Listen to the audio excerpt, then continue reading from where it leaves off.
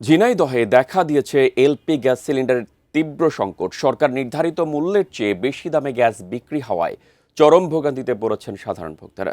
খুচরা বিক্রেতাদের হাত ঘুরে গ্যাস সাধারণ মানুষের কাছে পৌঁছাচ্ছে বাড়তি দামে। এ বিষয়ে ঝিনাইদহের মডার্ন মোড় থেকে বিস্তারিত জানিয়েছেন প্রতিনিধি ইমন হাসান। চলতি মাসের 4 তারিখে এলপিজি 12 কেজি গ্যাসের দাম নির্ধারণ করা হয়েছে 1306 টাকা। আসলে সেই দামে পাচ্ছে না সাধারণ মানুষ গ্যাস।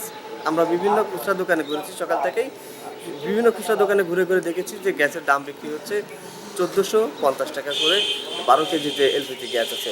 সেক্ষেত্রে আসলে সরকার যে নির্ধারণ করে দিয়েছে যে দাম, সেই দামে বিক্রি হচ্ছে না। এর থেকে বড় ভোগান্তির যে ব্যাপারটা দাঁড়িয়েছে সেটা হচ্ছে যে আমরা বিভিন্ন ডিলার পয়েন্টে গিয়েছিলাম, সকাল থেকেই দেখেছি যে ডিলার পয়েন্টগুলো বন্ধ রয়েছে এবং খুচরা দোকানদাররাও কিন্তু বলছেন যে গ্যাসের সরবরাহ একেবারেই কম রয়েছে।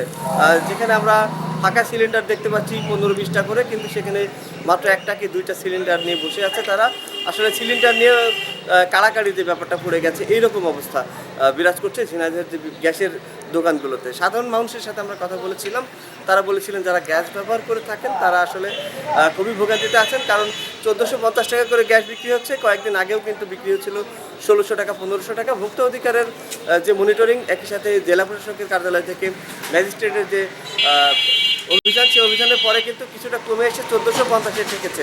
কিন্তু তারপরেও দেখেন সরকারের যে নির্ধারণ করা দাম, সেই দামে কিন্তু গ্যাস বিক্রি হচ্ছে না, এমনকি গ্যাসের পর্যাপ্ত সরবরাহ নেই ঝিনাইদহের বাজারে। এইটা নিয়ে কিন্তু আসলে বিপাকে পড়েছেন যে সকল ভোক্তারা আছেন। একই সাথে কিন্তু দোকানদাররা বলছেন যে যে দোকানের থেকে গ্যাস কেনা হয় সেই দোকান ছাড়া সিলিন্ডারও নিচ্ছেন না, এবং দোকানেও তারা কিন্তু পর্যাপ্ত পরিমাণে গ্যাস না থাকায় আসলে ক্রেতাদের কাছেও দিতে পারছেন না, তারাও বিড়ম্বনায় আছেন। তো সব মিলিয়ে ঝিনাইদহের মানুষ গ্যাস সংকট, পাশাপাশি গ্যাসের যে দাম বেশি, সেটা নিয়ে কিন্তু আসলে বিপাকে রয়েছে।